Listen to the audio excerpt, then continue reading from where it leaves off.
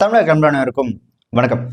Cinema ஹீரோக்கள், முக்கியமா இந்த மாஸ் ஹீரோக்கள் திரைப்படங்கள் என்னதான் பயங்கரமா சண்டை போட்டு 100 பேர் அடிச்சாலும் கூட அவங்களோட வாழ்க்கையில கூட ஒரு சில மறந்து போகணும்னு நினைக்கிற ஒரு ஒரு தர்ம சங்கடமான சம்பவங்கள் நடந்திருக்கும். அது ஒரு சில விஷயம் பாத்தீங்கன்னா அதை ஆதாரப்பூர்வமா நிரூபிக்கவும் முடியாம, அதை மொத்தமா அழிக்கவும் முடியாம, அது ஒரு பேசு பொருளா அந்த ஒரு ஹீரோக்களை சுத்தி வலம் வந்துட்டே தான் இருக்கும்.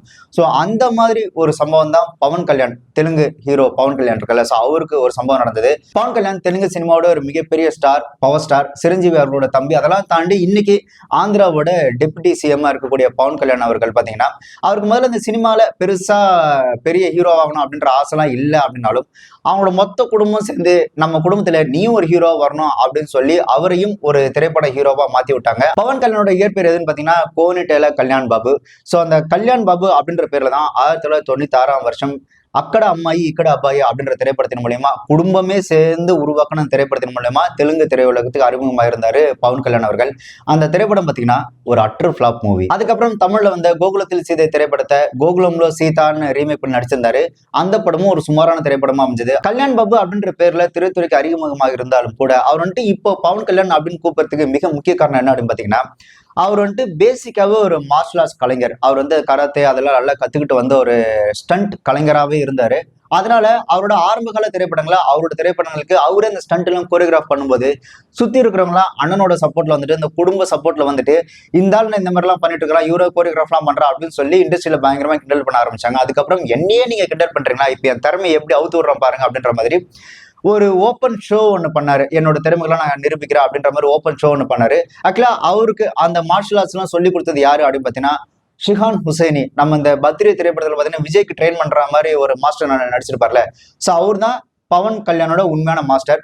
ஸோ அப்படி ஒரு ஸ்டேஜ் ஷோ நடத்தி அதுல ஆமாப்பா நீ உண்மையாலே திறமைக்காரன் தான் அப்படின்னு எல்லாரும் ஒத்துக்கிட்டதுக்கு அப்புறம் அப்போ அவருக்கு கொடுக்கப்பட்ட பட்டம் தான் பவன் அப்படின்றது. ஆக்சுவலா பவன் அப்படின்றதுக்கு என்ன மீனிங் அப்படின்னு பாத்தீங்கன்னா ஒரு வீரமிக்க ஒரு பலசாலியான, இந்த அனுமாரை குறிக்கிற மாதிரி வச்சுக்கலாம். இந்த அனுமாரை மென்ஷன் பண்ண என்ன சொல்லுவாங்கன்னா ஒரு நல்ல பலம் வாய்ந்த ஒரு சாமி அப்படின்னு சொல்லுவாங்களா. ஸோ அந்த மாதிரி கிட்டத்தட்ட ஒரு அனுமாரை குறிக்கிற மாதிரி அதுதான் பவன் அப்படின்றது. ஸோ அதுக்கப்புறம் தான் அவரோட பேர் பக்கத்துல பவன் கல்யாண் அப்படின்னு பயன்படுத்த ஆரம்பிச்சாரு. இப்படிதான் கல்யாண் பாபு அப்படின்ற இருந்த பேரு பவன் கல்யாண் அப்படின்னு மாறிச்சு. அதுக்கப்புறம் அவர் நடிச்ச தொல்லி பிரேமா அந்த திரைப்படம் பாத்தீங்கன்னா பயங்கர ஹிட். அதுக்கப்புறம் அவர் நடிச்ச தம்முடு அந்த திரைப்படம் தான் அவருக்கு மெகா ஹிட் அமைஞ்சது. அததான் தமிழ்ல விஜய் அவர்கள் பத்ரி அப்படின்ற பேர்ல நடிச்சிருந்தாரு. அதுக்கப்புறம் அவர் நடிச்ச அந்த குஷி ரீமேக் திரைப்படம் பாத்தீங்கன்னா அங்க சரியான ஹிட். இப்படி தொடர் வெற்றி படம் கொடுத்ததுனால நமக்கு தான் எல்லா கலையும் தெரிஞ்சிருக்கு, அப்ப நாமளே ஒரு திரைப்படத்தை இயக்கும் அப்படின்னு சொல்லி அவரே எழுதி இயக்க திரைப்படம் தான் ஜானி திரைப்படம். அந்த திரைப்படம் பாத்தீங்கன்னா ஒரு அட்டர் ஃபிளாப்.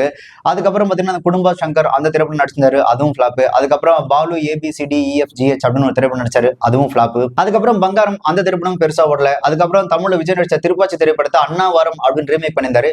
அந்த திரைப்படம் கொஞ்சம் ஆவரேஜா ஓடிச்சு. அதுக்கப்புறம் திரிவிக்ரம் இயக்கத்துல அவர் நடிச்ச ஜல்சா திரைப்படம் பாத்தீங்கன்னா திரும்ப அந்த பழைய மார்க்கெட் கொண்டு ஒரு மிகப்பெரிய ஒரு வெற்றி திரைப்படமா இன்ன வரைக்கும் பவன் கல்யாணோட கெரியர்ல பாத்தீங்கன்னா ஒரு ட்ரேட்மார்க் பிலிமா பாத்தீங்கன்னா அவருக்கு அமைஞ்சது ஜல்சா திரைப்படம் தான். அதுக்கப்புறம் ஹிட் ஃபிளாப்னு மாறி மாறி கொடுத்துட்டு இருந்தாரு. இதுல ஹைலைட்டான ஒரு விஷயம் என்னன்னு பாத்தீங்கன்னா அவரோட அட்டாரண்டிக்கு டாரண்டி அந்த திரைப்படம் தான். இந்த திரைப்படத்துல என்ன ஆச்சு அப்படின்னு பாத்தீங்கன்னா தெலுங்கானா பிரச்சனை அந்த திரைப்பட வெளியாவதுல கொஞ்சம் இழுபறியா இருந்தது. அந்த திரைப்படத்து ட்ரெய்லர்ல பாத்தீங்கன்னா கூட August 27 ரிலீஸ் அப்படின்ற மாதிரி, ஆகஸ்ட் மந்த் ரிலீஸ் அப்படின்னு சொல்லி தான் அந்த திரைப்படத்தோட ட்ரெய்லர் மென்ஷன் பண்ணிருப்பாங்க. లాస్ట్ పంచ్ మంది అయితే దానికి వచ్చే కిక్కే వేరబ్బా.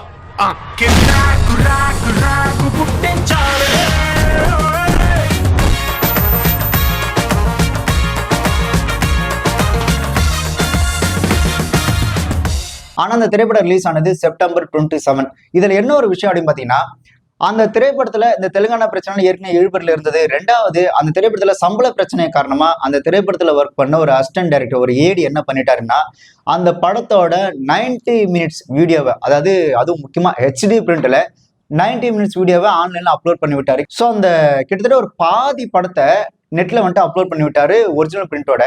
அந்த அப்லோட் பண்ண அந்த பிரிண்ட்டை எல்லாரும் டவுன்லோட் பண்ணி CD போட்டு விற்க ஆரம்பிச்சாங்க. அதாவது September 27 படம் ரிலீஸ். ஆனா 22 அந்த படத்தோட பாதி படம் பார்த்தீங்கன்னா HD பிரிண்டா எல்லாரு கைக்கும் போயிடுச்சு.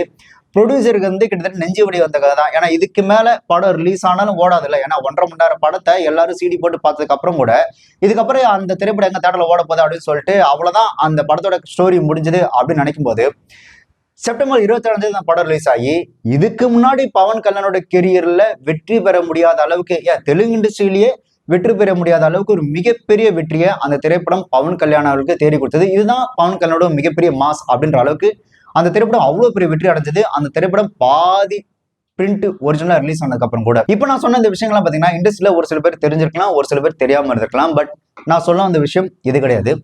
பவன் கல்யாண் அவர்கள் 1996 அறிமுகமாகி 96, 97, 98, 99, 2000, 2001 வருஷத்துக்கு ஒரு திரைப்படம் அப்படி நடிச்சிட்டு வந்தாரு.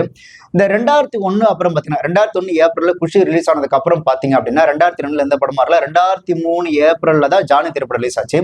அதுக்கப்புறம் பாத்தீங்கன்னா 2003, 2004, 2005 வரிசையா படங்கள் கொடுத்திருப்பாரு. ஸோ 96 ஆரம்பிச்சு அதுக்கப்புறம் 2003க்கு அப்புறம் பாத்தீங்கன்னா வரிசையா திரைப்படம் இருக்கும். 2001 இருந்து இந்த 2003க்கு நடுவுல ஒரு 1.5 or 2 years கேப் இருக்குல்ல, அந்த கேப்ல ஒரு 2 வருஷம் கேப்ல நடந்த ஒரு விஷயத்த பவன் கல்யாணும் மறக்கணும்னு நினைக்கிறாரு, அதை மறுக்கணும்னு நினைக்கிறாரு. ஆனா அவர் மறுக்கணும்னு நினைச்சாலுமே கூட அந்த ஒரு விஷயம் எப்ப பார்த்தாலும் அவர் சுத்தி இது நடந்த ஒரு விஷயம் தானே அப்படின்னு சொல்லி அவருக்கு திரும்ப ஞாபகப்படுத்திட்டே இருக்கும். அது என்ன ஒரு விஷயம் அப்படின்னு பாத்தீங்கன்னா, பரிதாள ரவி அனந்த்பூர் மாவட்ட தெலுங்கு தேச கட்சியின் தலைவர், பெனுகுண்டா சட்டமன்ற உறுப்பினர், தொழிலாளர் நலத்துறை அமைச்சராக இருந்தவர். இவர் மேல பாத்தீங்கன்னா பல கொலை வழக்கு, பல கொலை முயற்சி வழக்குலாம் இவர் மேல இருக்கிறது அப்படின்றது அவருக்கும் தெரியும், அவர் சுத்தி இருக்கிற எல்லாருக்கும் தெரியும். பரிதாள ரவி அவர்களை பத்தி பேசணும்னா அது ஒரு தனி ஸ்டோரியா போகும். பரிதாள ரவி, அவங்க தம்பி பரிதாள ஹரி, அவங்க அப்பா பரிதாள ஸ்ரீராமுலு ராமலையா, ஸோ அவங்களை பத்தி பேசினா அது ஒரு தனி ஹிஸ்டரி, அது அப்புறம் பார்ப்போம்.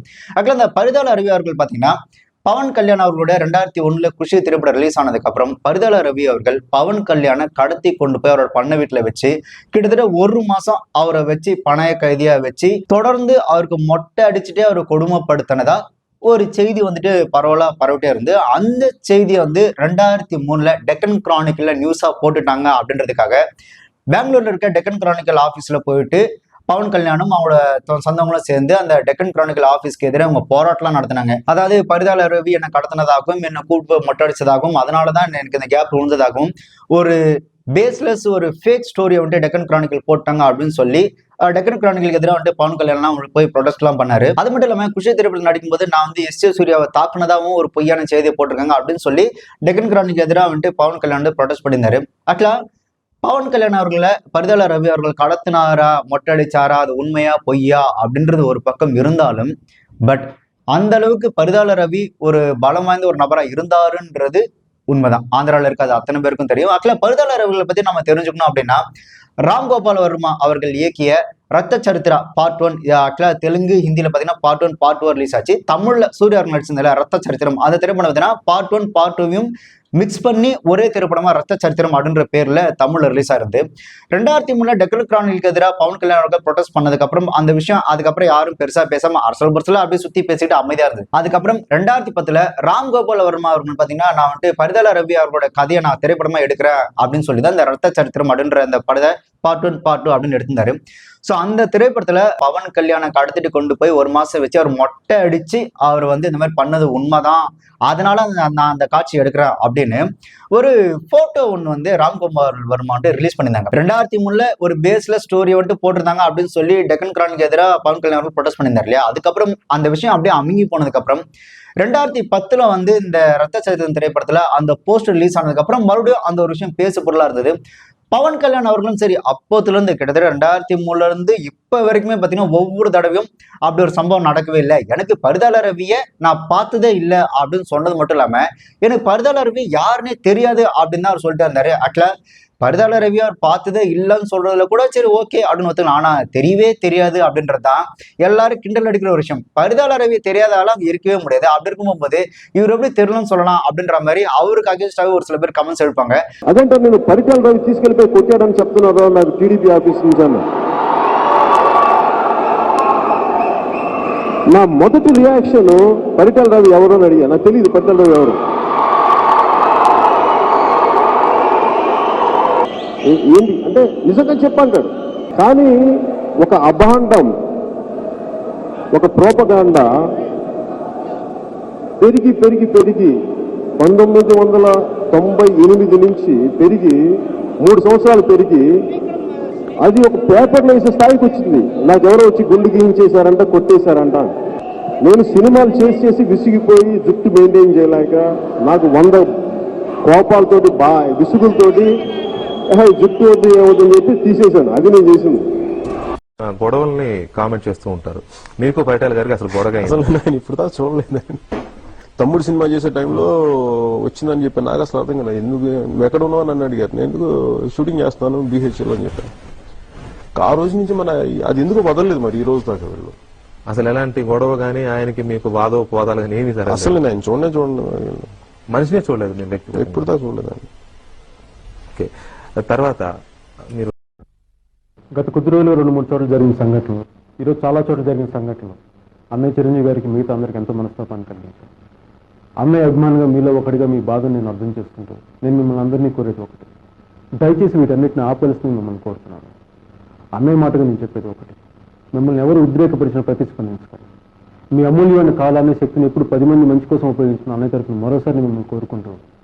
ஸோ 2010 இந்த ரத்த சரித்திரம் அந்த திரைப்படத்துல வந்து இந்த மாதிரி ஒரு போட்டோ ரிலீஸ் ஆனதுக்கு அப்புறம், அதாவது பரிதாள் அருவி ஒருத்தர் மொட்டை அடிக்கிற மாதிரி இருக்கிற அந்த போட்டோ வந்து அது பவன் கல்யாண் தான் அப்படின்னு அந்த ஒரு போட்டோ ரிலீஸ் ஆனதுக்கு அப்புறம் நிறைய பேர் அதுக்கு எதிர்ப்பு தெரிவிச்சது மட்டும் இல்லாம ஒரு ரெக்வஸ்டும் வந்துட்டு இதெல்லாம் ஏங்க தேவையில்லாம பழைய பிரச்சனை எல்லாம் பேசி இப்ப நீங்க பிரச்சனையை கிளப்புறீங்க, அதை விடுங்களேன் அப்படின்னு சொல்லி நிறைய பேர் போய் பேசி சமாளிச்சதுக்கு அப்புறம் தான் அந்த ஒரு காட்சியை அந்த திரைப்படத்துல இருந்து ராம்கோபால் வர்மா அவர்கள் தூக்குனாங்க அப்படின்றதான் இண்டஸ்ட்ரியில இருக்கக்கூடிய டாக்கு. அது மட்டும் இல்லாம ரத்த சரித்திரம் அந்த பார்ட் 1 சரியா போகாதனால ராம்கோபால் வர்மா அவர்கள் அவரு சும்மா நல்ல ஒரு கான்ட்ரவர்சியா ஒன்னு கிரியேட் பண்ணி இந்த படத்தை வந்து பப்ளிசிட்டி பண்ணலான்றதுக்காக இந்த மாதிரி ஒரு விஷயத்த அவர் வாண்டடா கிரியேட் பண்ணாரு அப்படின்ற மாதிரியும் அந்த ஒரு விஷயத்தை பத்தி பரவலா அப்போ பேசப்பட்டது. ஆக்சுவலா பரிதாள் அருவி அவர்களுக்கும் பவன் கல்யாணுக்கும் நடந்ததா சொல்லப்படுற இந்த ஒரு இன்சிடென்ட் பத்தி பவன் கல்யாண் கிட்ட எப்ப கேட்டாலும் அவர் சொல்ற ஒரு விஷயம் என்னன்னா, எனக்கு வந்து இந்த ஷூட்டிங்ல தொடர்ந்து நடிச்சுட்டே இருந்து எனக்கு ஒரு மாதிரி வெறுப்பாயி கடுப்பாய் தான் எனக்கு நானே மொட்டை அடிச்சுக்கிட்டா அப்படின்னு சொல்லி அவர் வந்துட்டு ஒரு எக்ஸ்பிளேஷன் கொடுக்குறாரு.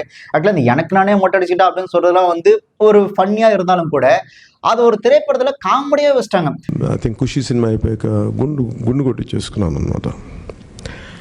ఎందుకంటే నాకు రోజు మేకప్ వేసుకొని జుట్టు దువ్వుకోవడం విసుగు వచ్చేసి జుట్టు తీసాను ఒక రోజు. నా గుడ్డు నేనే గీయించుకున్నా, గా పోరడికి దీనికి ఏం సంబంధం లేదు, అది పెద్ద అక్షరాలతో రాయండి. మీరేం రాస్తారో రాసుకోండి, మీరేం చెప్తారో చెప్పుకోండి, మీరేం టెలికాస్ట్ చేస్తారో చేసుకోండి, ఇంతకంటే ఏం చేయబోతారు నా గుండు. ஒரு அமைச்சரை கடத்திட்டு கொண்டு போய் வைக்கிற மாதிரியும் அந்த அமைச்சர் வந்துட்டு உங்களை மொட்டை அடிச்சாங்களாமே அப்படின்னு கேட்கும்போது எனக்கு யாரும் மொட்டை அடிக்கல, எனக்கு நானே மொட்டை அடிச்சுட்டா அப்படின்னு அந்த பவன் கல்யாண் சொன்ன அந்த ஒரு விஷயத்த ஒரு திரைப்படத்துல காமெடியாவும் வச்சிருந்தாங்க. அதுக்கப்புறம் பாத்தீங்கன்னா பவன் கல்யாணே ஒரு சில இடத்துல பாத்தீங்கன்னா தமிழ் திரைப்பட ஷூட்டிங்ல தான் எனக்கு என்ன தலைக்கு நிறைய பிரச்சனை வந்து எனக்கு ஒரு மாதிரி டென்ஷனா எனக்கு நானே மொட்டை அடிச்சுட்டா அப்படின்னு ஒரு சில இடத்துல சொல்லுவாரு. இன்னொரு இடத்துல பாத்தீங்கன்னா குஷி திரைப்படம் ரிலீஸ் ஆச்சு இல்லையா, அதுக்கப்புறம் தான் எனக்கு வந்து ஒரு மாதிரி கடுப்பாய் எனக்கு நானே மொட்டை அடிச்சுட்டா அப்படின்னு மாத்தி சொல்லுவாரு. ஆனா தமிழ் திரைப்படத்துல அவர் மொட்டை அடிச்சாருன்னு சொன்னார் இல்லையா, அது வந்து போய் தான். ஏன்னா தமிழ் திரைப்படம் 1999 ரிலீஸ் ஆச்சு. அவர் மொட்டை அடிச்சிருந்தா கூட அடுத்த திரைப்படம் நடிச்சு அடுத்த திரைப்படம் வெளியாகிறதுக்கு 2 வருஷம் கேப் இருந்திருக்கும். ஸோ 99 2000 ஒரு படமா வந்துருச்சு. ஸோ 2001 நடிச்சதுக்கு அப்புறம் தான் அதுக்கப்புறம் அவர் மொட்டை அடிச்சிருந்தாருன்னா வேணா முடி வளர்றதுக்கு 1 வருஷம் 1.5 வருஷம் கேப் ஆகி 2003 அவரோட ஜானி திரைப்படத்தில் நடிச்சிருக்க வாய்ப்பு இருக்கு. తమ్ముడు సినిమా చేసే టైంలో వచ్చిందని చెప్పి నాకు అసలు అర్థం కదా, ఎందుకు నువ్వు ఎక్కడ ఉన్నావు అని నన్ను అడిగారు. నేను ఎందుకు షూటింగ్ చేస్తాను BHL అని చెప్పాను. ఐ థింక్ ఖుషి సినిమా అయిపోయాక గుండు కొట్టి చేసుకున్నాను అనమాట. இந்த ஒரு விஷயத்த இப்படி நடந்ததா சொல்ல போற ஒரு விஷயத்தான் அவருக்கு எதிராக இருக்கவங்களும் அவரோட எதிர்கட்சியில இருக்கவங்களும் அவங்களுக்கு வந்துட்டு சாதகமா பயன்படுத்திப்பாங்க. அவர் இப்ப இந்த கட்சி ஆரம்பிச்சு இந்த எலெக்ஷன் எல்லாம் போட்டிட்டார்ல, அப்போ கூட அவங்களை இந்த மாதிரி ஒருத்தர் கூட்டு போட்டு மொட்டெல்லாம் அடிச்சாரு உண்மைதானே அப்படின்ற மாதிரி ஒரு மாதிரி கிண்டலாவும் அவருக்கு எதிராகவும் பேசப்படுற ஒரு விஷயமா இந்த ஒரு விஷயத்த அடிக்கடி அவங்க எடுத்துப்பாங்க. నీకు అవమానం జరిగినాయి, పరిటావరవి లాంటి వాళ్ళు గుండు కొట్టించారు. சோ இப்படி பவன் கல்யாண் அவர்களுக்கு நடந்ததா சொல்லப்படுற இந்த ஒரு விஷயம் நிரூபிக்கப்பட முடியாமலும் இன்ன வரைக்கும் ஒரு பேசு பொருளாம இருக்கு. இதுல ஏன் நிரூபிக்கப்பட முடியாது அப்படின்னு பாத்தீங்கன்னா இந்த ஒரு விஷயத்த Pawan கல்யாணும் மறுக்கிறாரு, at same time பரிதாள் அருவியும் மறுக்கிறாரு.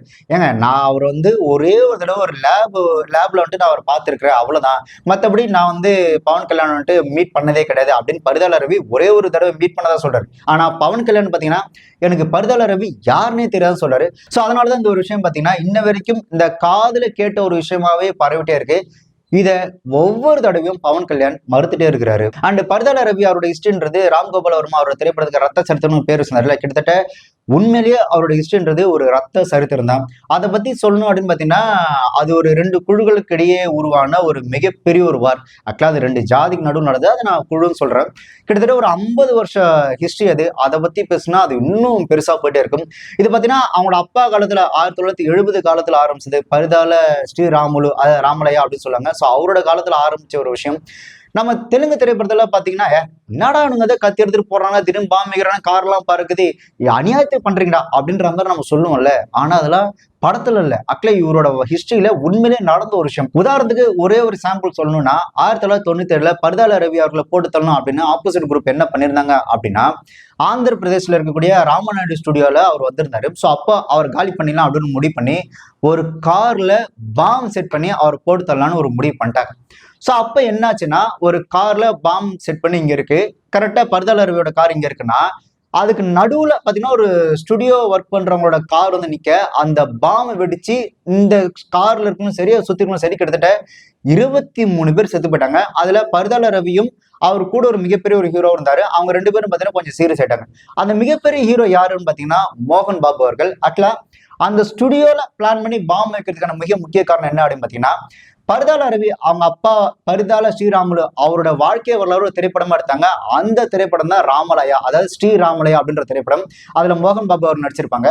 So மோகன் பாபு அவர்களை தன்னோட அப்பாவோட வாழ்க்கை வரலாறு திரைப்படத்துல நடிக்கணுன்றதுக்காக அந்த திரைப்படத்தோட துவக்க விழா அன்னைக்கு ஆரம்பிக்கும் போது அன்னைக்கே பர்தால ரவியை போட்டு தள்ளிடலாம் அப்படின்னு ஒரு ஆஃப்லைன் குரூப் ஒரு கார்லயே பாம் வச்சு வெடிக்க வச்சு அந்த இடத்துல 23 பேர் ஸ்பாட் அவுட். அந்த இன்சிடென்ட்க்கு அப்புறம் ரிலீஸ் ஆன திரைப்படம் தான் பர்தால ரவி அவங்க அப்பாவோடைய வரலாற்று திரைப்படமான ஸ்ரீ ராமுலாயா அந்த திரைப்படம். ஸோ அந்த திரைப்படத்துல பாத்தீங்கன்னா மோகன் பாபு அவர்கள், அதாவது பர்தால ரவி அவங்க அப்பா பாத்தீங்கன்னா ஒரு கம்யூனிஸ்டா காமிச்சிருப்பாங்க.